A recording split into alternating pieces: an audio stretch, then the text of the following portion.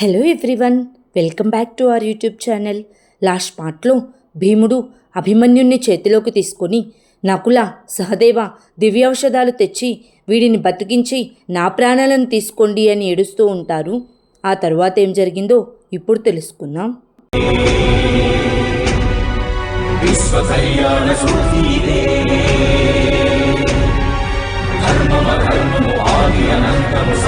సత్యము సార్థకలంకము జాత్యంకార పర్యవసానము శక్తిదే భక్తిదే జీవన్ముక్తికి మార్గమిదే పంచమ వేదసారం మహాభారతం కృష్ణుడు చూపిన లీల ఇది జీవన వేద మార్గమిది గీత జనించిన క్షేత్రమే ఇది మహాభారతం.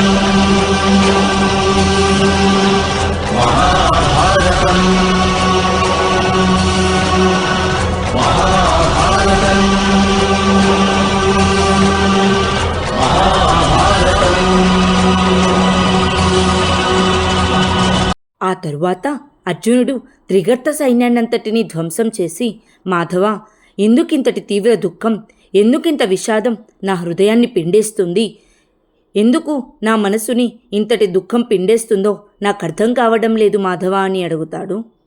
వెంటనే వాసుదేవుడు, యుద్ధంలో బాధ ఎప్పుడూ ఉంటుంది పార్థ, యుద్ధంలోనైనా జీవితంలోనైనా శస్త్రాలను మించింది ధైర్యాన్ని ధారణ చేయడం, నీవిప్పుడు ధైర్యాన్ని ధారణ చేసుకోవాలి పార్థ అని అంటాడు. అప్పుడు అర్జునుడు, కానీ ఈరోజు నేను ధైర్యాన్ని ధారణ చేయలేకున్నాను మాధవ, నన్ను వెంటనే కురుక్షేత్ర రణభూమికి తీసుకువెళ్ళండి మాధవ అని అడుగుతాడు. అర్జునుడు కోరుకున్నట్లే వాసుదేవుడు అర్జునుడిని కురుక్షేత్ర రణభూమికి తీసుకువెళ్తాడు. కురుక్షేత్ర రణభూమిలోకి వెళ్తున్న సమయంలో అర్జునుడికి అభిమన్యుడు కనిపించినట్లు అనిపించి, మాధవ, రథాన్ని ఆపండి అని రథాన్ని దిగి అభిమన్యుడి దగ్గరికి వెళ్ళి, పుత్రా, ఈ సమయంలో నువ్విక్కడ ఏం చేస్తున్నావు అని అడుగుతాడు. వెంటనే అభిమన్యుడు, నేను మీకోసమే ఎదురు చూస్తున్నాను నాన్నగారు, కొడుకు పరాక్రమాన్ని నాన్న ప్రశంసించినప్పుడే వాడికి ఆనందం కలుగుతుంది, నా పరాక్రమానికి మీ ప్రశంసలు వినాలనే నేనిక్కడ ఉన్నాను అని అంటాడు. అప్పుడు అర్జునుడు, నిన్ను ప్రశంసించాలా అభిమన్యు, నిన్ను ఎప్పుడూ నేను ప్రశంసిస్తూనే ఉంటాను, ఒక పుత్రుని ప్రశంసించే అవకాశం రావడం ఆ తండ్రికి మహద్భాగ్యం అవుతుంది. అభిమన్యు, నిన్ను నేను శిబిరంలో కూడా ప్రశంసించవచ్చు కదా, పద అని వెళ్ళబోతూ ఉండగా వెంటనే అభిమన్యుడు, నా పరాక్రమాన్ని మీకు చూపించాలని ఇక్కడికి వచ్చాను నాన్నగారు, ఇదిగో ఈ స్థలంలోనే నేను ఈరోజు నా పరాక్రమాన్ని చూపించాను. అక్కడ పెదనాన్న దుర్యోధనుడు ఉన్నాడు, పక్కన గురు ద్రోణులు, ఇక మరోవైపు మహారథి కర్ణుడు. కానీ నేను ఒక్క క్షణం కూడా భయపడలేదు నాన్నగారు, మీరు గర్వించే విషయం ఏమిటంటే నేను మధ్యాహ్నం నుంచి సూర్యాస్తమయం వరకు శస్త్రాలను త్యజించలేదు అని అంటాడు. అది విని అర్జునుడు ఆనందంతో, అద్భుతం అభిమన్యు అని అంటాడు.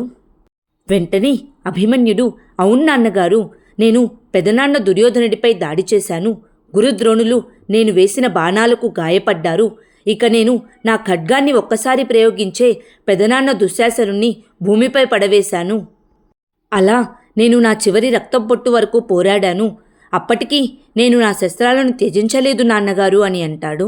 అభిమన్యుడి మాటలు విని అర్జునుడు, నీవేమంటున్నావు అభిమన్యు అని అంటాడు. వెంటనే అభిమన్యుడు, అవును నాన్నగారు, మీ కొడుకును చూసి మీరు గర్వపడతారు, నేను వేసిన బాణాలకు కొంత సమయం సూర్యుడు కూడా అలసిపోయాడు అని పడబోతూ ఉండగా అర్జునుడు పట్టుకుంటాడు. అప్పటికే అర్జునుడికి అభిమన్యుడు గాయాలతో ఉన్నట్లు అర్థమవుతుంది.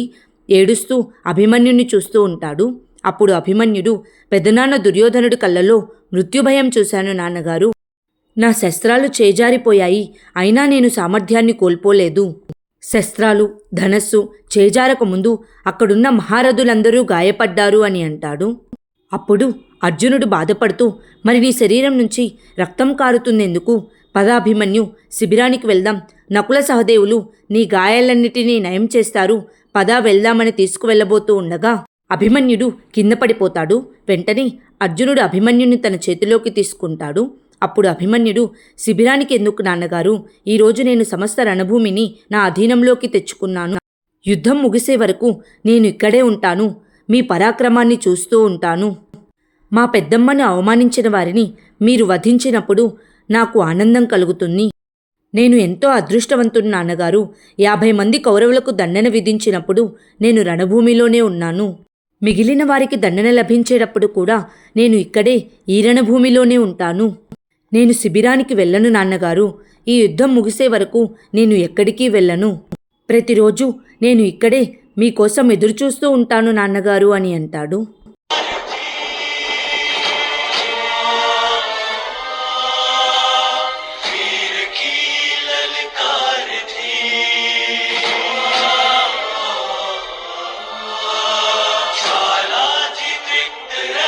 ఆ తరువాత అభిమన్యుడు వాసుదేవుడి వైపు చూడగా వాసుదేవుడు కూడా బాధపడుతూ అభిమన్యుణ్ణి ఆశీర్వదిస్తాడు.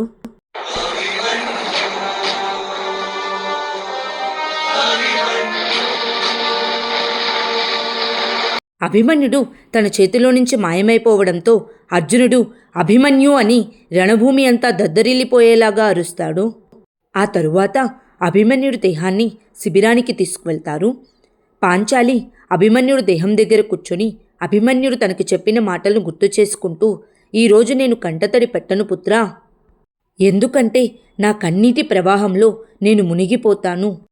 ఈ భూమి సౌభాగ్యం వలన నీకు జన్మించే కొడుకు కురువంశాన్ని నిలబెట్టగలడు అని అభిమన్యుని ఆశీర్వదించి అక్కడి నుంచి వెళ్ళబోతూ ఉండగా భీముడు పాంచాలి అభిమన్యుడి అంతిమ సంస్కారాలకు ఏర్పాట్లు చేయించు అని అంటాడు. వెంటనే పాంచాలి అంతిమ సంస్కారానికి ఏర్పాట్లు నేనెలా చేయించగలను నాథా, ఇప్పుడు నేను నా అంతిమ సంస్కారం చేసుకుంటున్నాను అని చెప్పి అక్కడి నుంచి వెళ్ళిపోతుంది. వెంటనే సుభద్ర ఉత్తర అభిమన్యుడి దేహం దగ్గరకు వచ్చి అభిమన్యుని చూస్తూ ఉత్తర ఏడుస్తూ, నాథా లేవండి నాథా, మీరు నన్ను ఈ విధంగా వదిలి వెళ్ళకూడదు. మిమ్మల్ని రక్షించేందుకు 2 పెదనాన్నలు 2 చిన్నాన్నలు ఉన్నారు కదా, అయినా మీకు మృత్యువు ఎలా వచ్చింది నాథా, ఇప్పుడు నేను ఎలా జీవించగలను నాథా అని ఏడుస్తూ ఉంటుంది. సుభద్ర కూడా ఏడుస్తూ, లే అభిమన్యు, మీ అమ్మను విడిచిపెట్టి వెళ్ళిపోతావా, లే, మీ నాన్నగారు వస్తే నేను ఏమని సమాధానం చెప్పాలి అని ఏడుస్తూ ఉంటుంది. ఆ తరువాత ఉత్తర, నేను ఈ యుద్ధాన్ని నిరసిస్తున్నాను, ఈ లోకాన్నే నిరసిస్తున్నాను. మీరు నాకు సప్తపదుల వాగ్దానం చేశారు, అన్ని వేళలా తోడుంటానని. ఇప్పుడు యమలోకానికి కూడా నేను మీతో వస్తాను, నన్ను కూడా తీసుకువెళ్ళండి నాథా అని అభిమన్యుడి మీద పడుకొని ఏడుస్తూ ఉంటుంది. వెంటనే సుభద్ర, మహాదేవుడు నీకు ఆ అవకాశం ఇవ్వలేదు ఉత్తర, నీవు తల్లివి కాబోతున్న విషయం ఆ మృత్యువుకు ముందే తెలిసి ఉంటే బాగుండేది అని ఇద్దరూ ఏడుస్తూ ఉంటారు.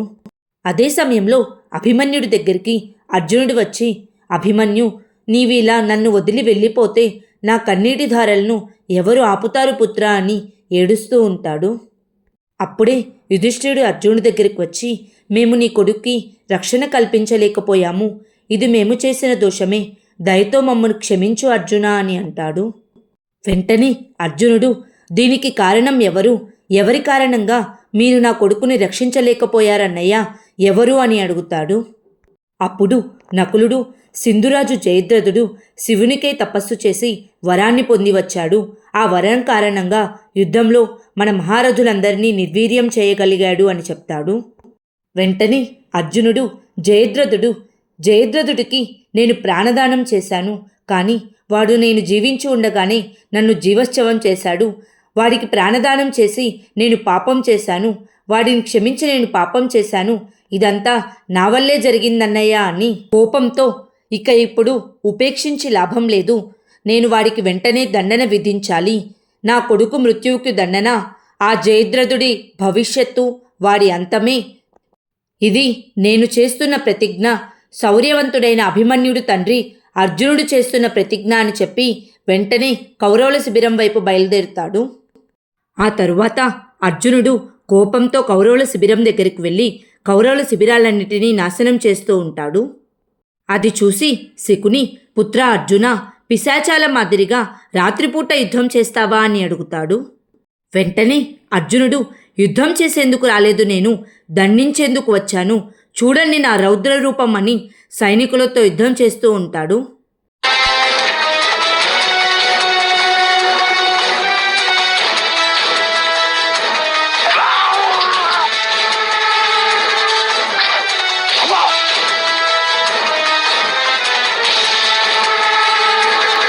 అర్జునుడు అశ్వత్థామ, దుశ్శాసన అందరితో యుద్ధం చేస్తూ వారిని కింద పడవేస్తాడు. వెంటనే శకుని వెళ్ళబోతూ ఉండగా అర్జునుడు అరుపు విని మద్రరాజును తోడు తీసుకొని అర్జునుడితో యుద్ధం చేస్తూ ఉంటారు. అర్జునుడు వారిద్దరినీ కూడా కింద పడవేస్తాడు. వెంటనే అర్జునుడు కోపంతో జయద్రథుడి దగ్గరికి వెళ్ళి జయద్రథుడితో యుద్ధం చేస్తూ ఉండగా ద్రోణాచార్యుడు, పుత్ర అర్జున, సూర్యుడు అస్తమించాక యుద్ధం చేయడం అధర్మం పుత్ర అని అంటాడు. వెంటనే అర్జునుడు, ధర్మాధర్మాల గురించి ఈరోజు మీకు మాట్లాడే అర్హత లేదు గురుదేవా. మీరు అధర్మానికి ఉన్న అవధులన్నిటినీ ఉల్లంఘించారు. నక్కలు ఎప్పుడూ గుంపులుగా దాడి చేస్తాయి గురుదేవా. ఈరోజు మీరు నన్ను తలదించుకునేలా చేశారు. ఈరోజు నాకు ధర్మాధర్మాలతో పనిలేదు గురుదేవా. అర్జునుడు రణభూమిలోనే మరణించాడు. ఇప్పుడు మీ ముందున్నది కేవలం ప్రతీకారం మాత్రమే. ఒక తండ్రి ప్రతీకారం, ఒక కొడుకు మృత్యువుకి ప్రతీకారం. ఈరోజు నాకు తెలిసిన ధర్మం ఒక్కటే, జయద్రథుడి మృత్యువు అని జయద్రథుడితో ఘోరంగా యుద్ధం చేస్తూ ఉంటాడు. ఎంతమంది ఆపాలని ప్రయత్నించినా అర్జునుడిని ఆపలేకపోతారు.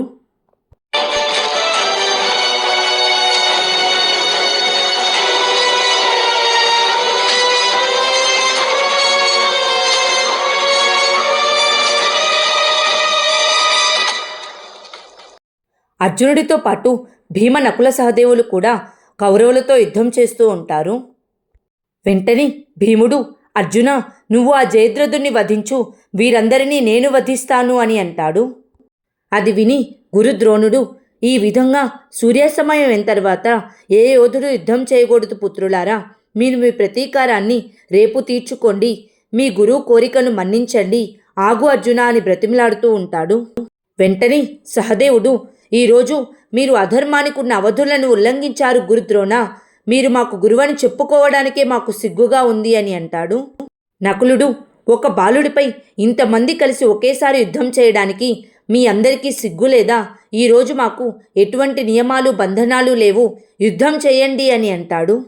ఆ తరువాత గురుద్రోణుడు అర్జునుడి దగ్గరికి వెళ్ళి, పుత్ర అర్జున, సమస్త లోకం నిన్ను విమర్శిస్తుంది. అభిమన్యుడు చేసిన త్యాగం వ్యర్థమైపోతుంది. ఒకవేళ నీ వల్ల అధర్మం జరిగితే అప్పటికీ యుధిష్ఠిరుడు సింహాసనాన్ని త్యజిస్తాడు. మహితాత్ముడు భీష్ముడు, మీ గురుద్రోణులు కన్న కలలన్నీ కల్లలైపోతాయి. నీవు అధర్మం చేయకు పుత్ర, మనసులో ఉన్న దుఃఖాన్ని నియంత్రించుకో అని బ్రతిమిలాడుతూ ఉంటాడు. అదే సమయంలో యుధిష్ఠిరుడు వచ్చి, ఆగర్జున, ఆగిపో, వాడిని విడిచిపెట్టు అని అంటాడు. వెంటనే అర్జునుడు, లేదన్నయ్యా, వీడు నా కొడుకుని చంపేశాడు, వీడిని నేను క్షమించలేను అని చంపబోతూ ఉంటాడు. అప్పుడు యుధిష్ఠిరుడు, వద్దర్జున, ఇది అధర్మం. యుద్ధం పూర్తయింది. అర్జున, అభిమన్యుడు చివరి వరకు ధర్మాన్ని త్యజించలేదు. నీవు ఇప్పుడు ధర్మాన్ని త్యజించి వానికి కలంకం తీసుకురావద్దు. ఆగిపో అర్జున అని అంటాడు. యుధిష్ఠిరుడి మాటలు విని అర్జునుడు జయద్రథుడిని విడిచిపెడతాడు. అప్పుడు అర్జునుడు, జయద్రథ, నేను నిన్ను క్షమించాను. ఆనాడు భీమన్నయ్య నిన్ను చంపబోతుండగా నేను నిన్ను క్షమించాను. నేను చేసిన ఈ తప్పుకి ప్రాయశ్చిత్తం నిన్ను వధించడమే, లేకపోతే నేను ప్రాణత్యాగం చేయడమే. రేపు సూర్యాస్తమయ సమయానికి ఈ రణభూమిలో 2 చితులు రగులుతూ ఉంటాయి. ఒక చితిపై పడుకొని నా పుత్రుడు అభిమన్యుడు స్వర్గలోకాలకు వెళ్తాడు. ఇక 2వ చితిని నేను నీకోసం వెలిగిస్తాను, లేక నువ్వు నా కోసం వెలిగిస్తావు. ఇదే నా ప్రతిజ్ఞ అని అంటాడు. ఆ తరువాత కౌరవుల శిబిరంలో అందరూ సమావేశమవుతారు. అప్పుడు దుశ్శాసనుడు జయద్రథుడితో, అర్జునుడు రేపు మరణించడం తథ్యం అని అంటాడు. వెంటనే జయద్రథుడు, నిజం చెప్తున్నావు దుశ్శాసన నీవు. ఒకవేళ రేపు అర్జునుడు నన్ను చంపకపోతే అగ్నిస్నానం చేయక తప్పదు. కానీ ఒకవేళ రేపు అర్జునుడు నన్ను వధించగలిగితే అప్పుడు కూడా వాడు భస్మమైపోతాడు. మా నాన్నగారు నాకు ఒక వరమిచ్చారు. ఏ మనిషి కారణంగా నా తల భూమి మీద పడుతుందో వెంటనే ఆ మనిషి భస్మమైపోతాడు. తప్పకుండా ఇది కౌరవ పక్షానికి లాభదాయకమే. కానీ నేను మీ అందరి కోసం ఈ బలిదానం ఇచ్చేందుకు సిద్ధంగా లేను యువరాజా అని అంటాడు. అప్పుడు దుర్యోధనుడు, మీరు ఆవేశపడకండి సింధురాజా, మీరు కౌరవులకు అల్లుడు. మీరు ఇప్పటికే మా కోసం చాలా చేశారు. మిమ్మల్ని రక్షించవలసిన బాధ్యత మాది. మీకు రక్షణ మేము కల్పిస్తాము అని అంటాడు. వెంటనే కర్ణుడు, అర్జునుడు బాగా చలించిపోయాడు. వారి రౌద్ర రూపాన్ని అడ్డుకోవడం అంత సులభం కాదు అని అంటాడు. అప్పుడు శకుని, మేనల్లుడా, నా మనస్సులో ఒక పథకం ఉంది అని చెప్తాడు. అదే సమయంలో హస్తినాపురంలో ధృతరాష్ట్ర మహారాజు, ఆ ఆలోచన ఏమిటి సంజయ? ఒకవేళ అర్జునుడు జయద్రథుణ్ణి వధిస్తే అర్జునుడు భస్మమైపోతాడు. కానీ ఆ వాసుదేవుడు తప్పకుండా అర్జునుడిని రక్షించడానికి ఏదో ఒక ఆలోచన చేసే ఉంటాడు సంజయ అని అంటాడు. వెంటనే సంజయుడు, వాసుదేవుని ఆలోచన ఏమిటో వాసుదేవునికే తెలుసు మహారాజా. కానీ ఈరోజు యుద్ధ శంఖారావం వినిపించినప్పటి నుండి రాకుమారుడు అర్జునుడు మన సైన్యాన్ని ధ్వంసం చేస్తూనే ఉన్నాడు మహారాజా అని అంటాడు. 14వ రోజు యుద్ధం ప్రారంభమవుతుంది. సంజయుడు ధృతరాష్ట్ర మహారాజుతో, రాకుమారుడు అర్జునుడు గురుద్రోణులు నిర్మించిన 2 వ్యూహాలను ఛేదించాడు మహారాజా. వాసుదేవుడు అర్జునుడి రథాన్ని 3వ వ్యూహంలోకి తీసుకువెళ్తున్నాడు. ఈరోజు రాకుమారుడు అర్జునుడి దాటికి ఎవరూ నిలువలేకపోతున్నారు మహారాజా అని చెప్తాడు. అదే సమయంలో రణభూమిలో గురుద్రోణులు అర్జునుడికి ఎదురుగా నిలబడి, అర్జున, నీ ప్రతిజ్ఞను త్యజించు పుత్రా. ఈరోజు నీవు సింధురాజు జయద్రథుణ్ణి చేరుకోలేవు అని అంటాడు. వెంటనే అర్జునుడు, నా మార్గానికి అడ్డులేవండి గురుదేవా. ఈరోజు నా ప్రతీకార మార్గానికి ఎవరు అడ్డు వచ్చినా సరే వారిని భస్మం చేసేస్తాను. నా కొడుకుకైన గాయాలు, వాడు పడిన బాధ నా బాణాలుగా దూసుకువస్తున్నాయి. ఈరోజు నా బాణం అభిమన్యుడే. ఈరోజు నా కొడుకు ఒంటరివాడు కాదు, వాడి తండ్రి అర్జునుడు కూడా ఉన్నాడు. అడ్డులెగవండి గురుదేవా అని ధనస్సును సంధిస్తాడు. వెంటనే గురుద్రోణుల చేతిలో ఉన్న ధనస్సు కింద పడిపోయి గురుద్రోణులు కూడా రథం మీద నుంచి కింద పడిపోతూ ఉంటాడు. వెంటనే అర్జునుడు, పదండి మాధవ, జయద్రథుడి మృత్యువు వాడి కోసం వెతుకుతుంది అని అంటాడు. ఆ తరువాత అంగరాజు కర్ణుడు అర్జునుడి రథానికి ఎదురుగా నిలబడి, ముందు నాతో యుద్ధం చెయ్యి అర్జున అని అంటాడు. వెంటనే అర్జునుడు కాదు అంగరాజా, వీరాభిమన్యుడి నాన్నగారిని.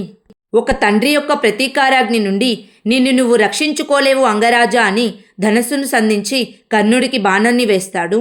అర్జునుడు వేసిన బాణానికి కర్ణుడి రథం కాలిపోయి కర్ణుడు రథంపై నుంచి కిందకి దూకేస్తాడు. ఆ తరువాత శిబిరం దగ్గర అభిమన్యుడు మృతదేహం దగ్గర కూర్చున్న పాంచాలి దగ్గరకు సైనికుడు వచ్చి, రాకుమారుడు అర్జునుడు గురుద్రోణులు నిర్మించిన 3వ వ్యూహాన్ని ధ్వంసం చేయడం ప్రారంభించాడు. త్వరలోనే వారు సింధురాజు జయద్రథుణ్ణి చేరుకుంటారు అని చెప్తాడు. అప్పుడు కుంతీదేవి, నా కొడుకు సామర్థ్యంపై నాకు నమ్మకముంది.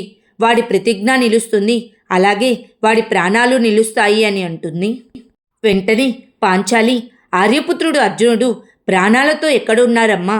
ఇదిగో ఇటు చూడండి వాని ప్రాణాలు అని అభిమన్యుణ్ణి చూపిస్తూ, అక్కడ రణభూమిలో వారు చేసిన ప్రతిజ్ఞ జ్వాలై రగులుతోంది. ఆ జ్వాల అక్కడ ఉన్న అపరాధులందరినీ భస్మం చేసేస్తుంది అని అంటుంది. ఆ తరువాత రణభూమిలో అశ్వత్థామ అర్జునుడికి ఎదురుగా వెళ్ళి, నాతో యుద్ధం చెయ్యి అర్జున అని అంటాడు. వెంటనే అర్జునుడు, యుద్ధం కేవలం యోధులతో మాత్రమే చేస్తారు, అపరాధులకు మాత్రం దండనే లభిస్తుంది అని అశ్వత్థామని కూడా రథంపై నుంచి కింద పడవేస్తాడు. ఆ తరువాత దుర్యోధనుడు, రా అర్జున, ఇక్కడికి రా, నీ కోసం నీ చితిని మేము సిద్ధం చేసి ఉంచాము. ఇప్పుడు సూర్యాస్తమయానికి కొన్ని క్షణాలే మిగిలి ఉన్నాయి. అయినా నువ్వు మా బావగారి సమక్షానికి చేరుకోలేకపోయావు. కానీ నేను నీకు మాటిస్తున్నాను, కొద్దిసేపట్లో సూర్యాస్తమయం అవుతుంది. ఆ సమయానికి మా బావగారు నీకు చేసిన ప్రతిజ్ఞను నెరవేర్చడానికి నీ సమక్షంలోకి వస్తారు. అర్జున, నీవు ఈరోజు సింధురాజు జయద్రథుడిని వధించే అవకాశమే లేదు. ఎందుకంటే సింధురాజు జయద్రథుడు మా సమక్షంలో ఉన్నాడు అని అంటాడు. ఆ తరువాత ఏం జరిగిందో నెక్స్ట్ పార్ట్లో తెలుసుకుందాం. Please like, share and subscribe to our YouTube channel. Thank you.